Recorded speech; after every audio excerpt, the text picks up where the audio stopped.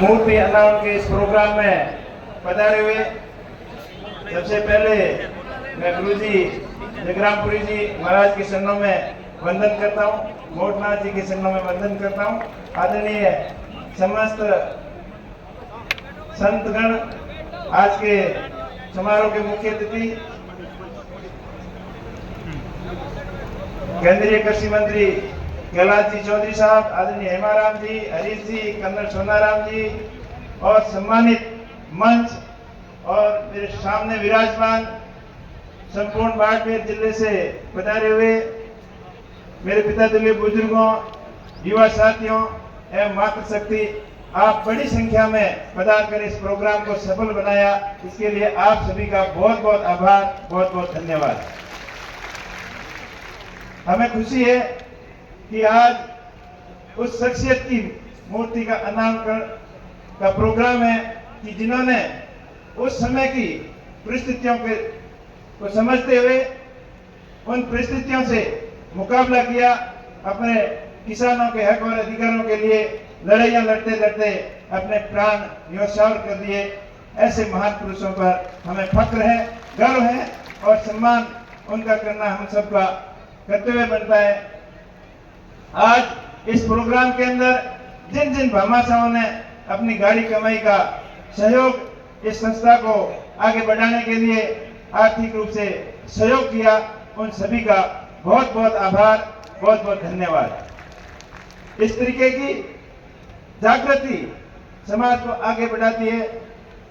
हमारे पूर्वज आदरणीय स्वर्गीय रामदास जी के सपनों का बाड़मेर अब साकार होने जा रहा है, ऐसा प्रतीत हो रहा है।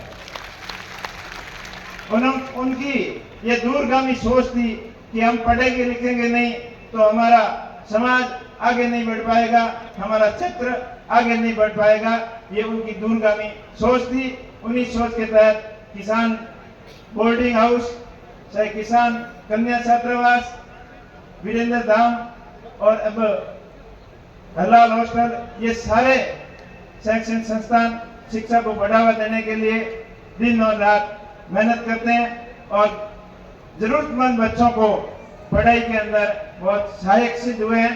तभी अपना बाड़मेर क्षेत्र, बाड़मेर जिला शिक्षा के क्षेत्र में आगे बढ़ा है।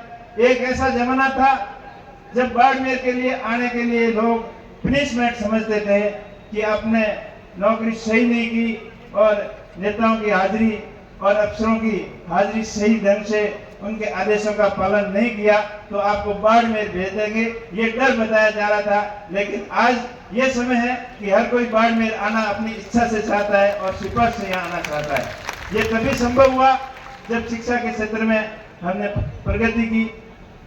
एक वो जमाना था जब पढ़ने वाले बच्चे, उनको कोई पेरेंट्स पूछता था या कोई और गार्जियन पूछता था कि बच्चा बेटा पढ़ लिख कर क्या बनना चाहोगे, तब वो बोलता था कि मैं फौजी बनूंगा या पुलिस में भर्ती होऊंगा या पटवारी बनूंगा या मास्टर बनूंगा, इससे आगे उनकी सोच नहीं थी। लेकिन आज हर कोई बच्चा पूछता है। अभी बोर्ड का रिजल्ट आया 12वीं का, तो हरीश जी ने भी बधाई दी मीडिया को, तो पूछा तो सबसे पहले उसके मुंह से जवाब निकला कि मैं आईएएस बनना चाहता हूँ, आईएएस बनना चाहती हूँ। तो उस जमाने में इसमें कितना फर्क हुआ, ये सब शिक्षा की वजह से हुआ। हम सबका दायित्व बनता है शिक्षा के क्षेत्र में जितना हो सके उतना सहयोग करें, तभी हमारा समाज आगे बढ़ेगा, हमारा जिला आगे बढ़ेगा, हमारी आर्थिक स्थिति ठीक होगी, हमारा जीवन स्तर सुंदर होगा और सभी दिशा में स्वर्णिम विकास हमारा तभी संभव होगा जब शिक्षा के प्रति अपन ज्यादा से ज्यादा ध्यान देंगे। ये हम सबका कर्तव्य बनता है। इस मौके पर मैं पुनः सभी का बहुत बहुत धन्यवाद देना चाहता हूं कि जिन्होंने अपनी गाड़ी कमाई से सहयोग दिया।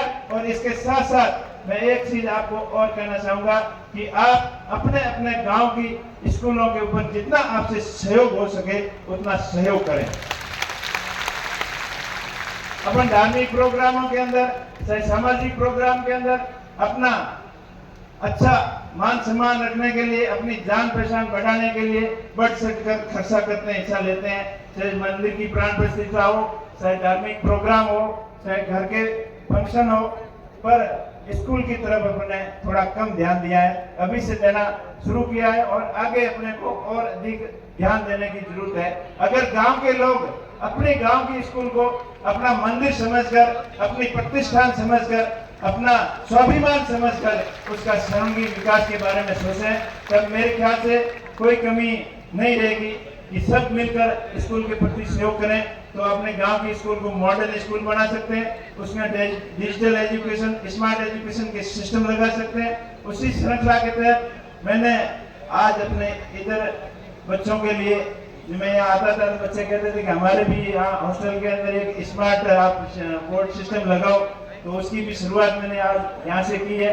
और इसी मौके पर आप सबसे मैं हाथ जोड़कर विनती करूंगा कि आप अपनी अपनी गांव के अंदर सबसे बड़ी स्कूल के अंदर कम से कम एक स्मार्ट डिजिटल बोर्ड लगाने का प्रणय यहाँ से लेकर जाएं। आप बड़ी संख्या में पधारे। आपका बहुत बहुत आभार, बहुत बहुत धन्यवाद। Hello hello.